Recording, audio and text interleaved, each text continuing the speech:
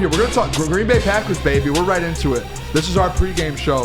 So, brother, I'm coming to you. Dude. Lions Insider. You know all the inside information.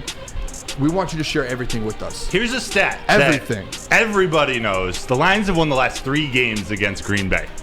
So they got a little bit momentum. The overall series, I don't even know what it is. The Green Bay Packers definitely have the Lions' numbers. But as of late, the Lions have had theirs. They went into Lambeau last year to end the season, knocking Aaron Rodgers out of Green Bay. Kirby Joseph picked off his last ever completed pass, obviously to the wrong team. But no, this is a big game that's happening early in this season that maybe we didn't expect to be this big. Although every division game is big. The Packers already week 1 they beat the Chicago Bears. They have a chance to go up 2-0 in the division. Yeah, the Bears are trash, but they have a chance to go up 2-0 in the division. This is the Lions' first in-division test. They have most of their games at the end of the season. And so the Packers, they've been used to this view from the top of the NFC North for years. The Lions are a team on the rise. They feel like they're trying to live up to the idea that they're the kings of the jungle, that they're the next ones in line. And this game in Lambeau, in Green Bay, at Lambeau, it's a statement for them. I won't go as far to say it's a must-win, but it's mega important. I almost want to say it's a must-win. It's almost. Because when you really break this down, the Detroit Lions in the last year has been, like, going into this season, the expectations has been you need to win the NFC North. You just went 8-2 to the end last year. You're expected to win the NFC North this year. The Bears, down, trash. The Packers, they lost a Hall of Fame quarterback, and they have a guy who's only started, 4 or 5 games right as of now? Yeah. He's never started in the NFL until this year. And then you have the Vikings, who are basically selling everyone. They sold their whole defense. This is the time for the Detroit Lions to have you for 40 years. You have been the laughing stock of the NFL, not even just the NFC or the NFL, the NFC North. You've had chances to win it, and you've blown those. This is the year to where it's like, all right, it is time to finally take over, not just take over for 1 year, but to solidify and cement yourself as the next rightful owner of the NFC North. Without a doubt. That's exactly how I look at this game right now. And I think, like you said, we've won the last 3 matchups. Jared Goff is 4-1 versus the Packers. This man...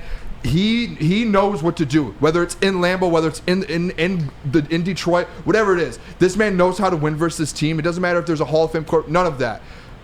They need to go in there and they need to make a statement in the NFC North, because who's the second best team in the NFC North right now, everyone? The Packers. The Green Bay Packers. And we all know that. Vikings, Bears, out of it. You make a statement that you're that next team up for the next 4 or 5 years, and tomorrow is that day you make that statement. To make it, a little different. Everyone is like thinking that Jordan Love is like this, next coming of Aaron Rodgers. They had Brett Favre, they had A-Rod, so they're already assuming that he's gonna come out here and have that legacy career, and they're putting him, super high. They haven't done anything yet. Exactly. I mean, we haven't either, give or take, but they haven't done a thing yet. So for me, it's like, the expectations are just super, super high for them, and I think the Lions are going to humble, Green Bay. Jalen, that's a great point too. And brother, correct me if I'm wrong. When you have a chance as well as Jordan Love is expected to be that guy, like Jalen said, right? Right, 100%. You have a chance to shut that down quick in the NFC North.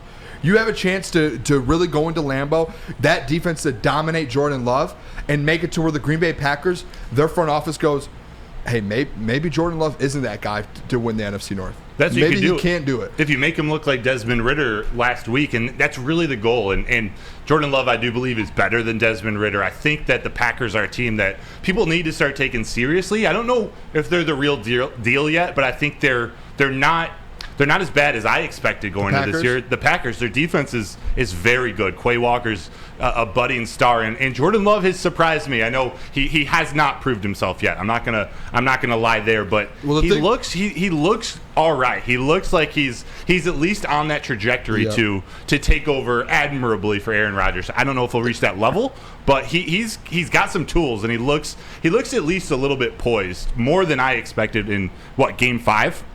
Yeah, and I had it here. Like, I went back and watched that Green Bay game today. I just wanted to see how Jordan Love played. And all the way up until the fourth quarter, really the last 2 drives, he wasn't out there making a ton of play. Like, he really wasn't. And I understand his QBR is good, all of that. The Saints defense was stopping Jordan Love. They were putting pressure on him, and he didn't know what to do. Every single time there was a little bit of pressure, it barely could have. They were a foot from him. Just like we talked about Aiden Hutchinson, 18 pressures. Yeah. That was what they were doing to him, and his legs were all wobbly. He was falling around. He didn't know what to do.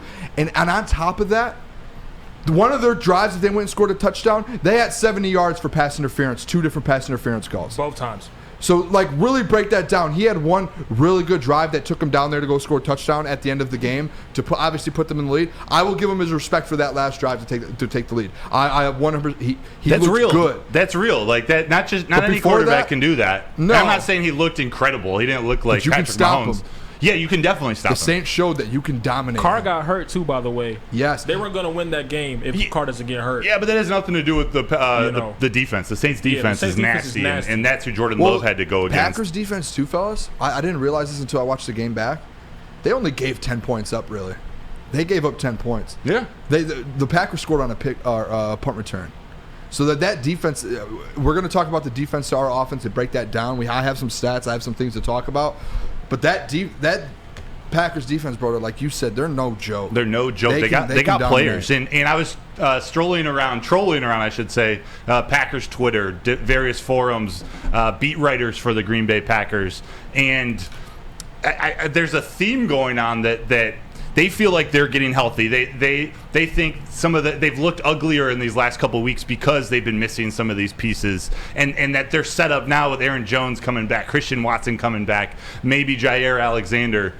But dude, so have the Lions. The Lions they have 8 or 9 contributors, if not starters. There are 5 or 6 starters that are injured. So one of the teams, both are getting a little bit healthier going into this Thursday game, and it's going to be a dogfight. It's going to be a classic NFC North showdown. And Thursday night football games have been bad, but I think we're in store for a great one tomorrow. And you guys, I encourage everybody around the nation to watch, because Thursday night football next week is the Bears at the Commanders. Oh, I don't even know Commanders. The week after that, the Broncos at the Chiefs. God. There's a decent one snuck in there, Jaguars and Saints. That's okay. But then after that, we got Panthers versus the Bears. I don't even know about the Jags anymore, man. Yeah, you never know. And Saints without Derek Carr, you never know. Yeah. This could be a stretch of another year of horrible, horrible Thursday night football games. But the Packers and Lions get 2 of them. I'm hoping the Lions blow them out and it's not a close game, but I think it's going to be a good game. I really do, though, bro. I don't know what it is. There's something in the chat. Can we do a chat poll and just say, is this a must-win game for the Detroit Lions? And I know we could say that every week, and you can find a way to say that and make an excuse. But just with this NFC North talk, for it to be opening that, when you started 1-1 and all of the talk of the Seahawks game, and you get this win versus the Falcons, it feels like to me there's still that void to where there's still some fans out there who don't feel like this is a real football team yet. That's like taking that next step. The Lions. Yeah, and if you go into Lambeau Field and you prove you start the season 2-0 on the road at Lambeau and at Arrowhead, I think that changes your whole season. I don't know what it is, and I think it's just that mentality, and I think it's like that pressure kind of lifts off. Like, we can win any game we want. And be 3-1 so early in the season, that sets everything else up. That makes you feel comfortable. Allows you a cushion for a flop, a Carolina Panthers type game, which no one wants. But it's the NFL. That happens. They're gonna lose more games. And I could be way off. Andrew Jones in here, not a must win. I think it goes anyways. Some people I expect to win. I do too. I just think it's such a vital game in the NFC North that you set the tone for the next. This is like an NFC North game. You set the tone for the next few years. Do you think Dame Lillard and Giannis Antetokounmpo are going to be there? Oh, that's a good question. They probably will. For you, Chris chugging Platty. beers. That one was for you, Chris. Nick, do you have something about this game? Yeah, I think we need to win this game, because if not, I could see Love going on that upper echelon trajectory, which we do not want him to do. And to make him not go on that, we need to install fear into Jordan Love's eyes, get to him early, make him look like the bad quarterback that I believe he is. How about this? Steve Lehman in the chat says, absolutely a must-win. This helps shift the momentum in our favor. This will cement the brand new Lions. Oh, going fast now.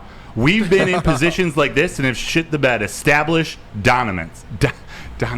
Big facts. Establish dominance. No, Nova here. Same thing. Nova G the one, aka Gouda. Great. I don't know what that is, but let's Gouda go. cheese, Gouda like the cheese. cheese. That's Gouda what I cheese? thought. Yeah. I've got a little stomach on me. I love Gouda cheese. Stacking that cheddar. I like that other cheese. Gouda basically said the same thing I said. I feel like it is a bit deeper than just the season for the Packers. We cannot allow the Packers nation to have Jordan Love in the offense against the Detroit Lions until Thanksgiving. We have to shut them down. So I think everyone kind of agrees with me on this. It's like, number one is, well, I didn't even mention this. This is your toughest NFC North game on the road at Lambeau. Yes. Toughest one. For the entire Lucas season. is over here looking at me, shaking his head no. What, is the at Chicago harder? No, they're trash. At Minnesota, that defense, trash. We're going to throw 40 points up against them in Minneapolis. Promise you that. Yeah, Lucas is over here saying, Booner, you know a lot of ball.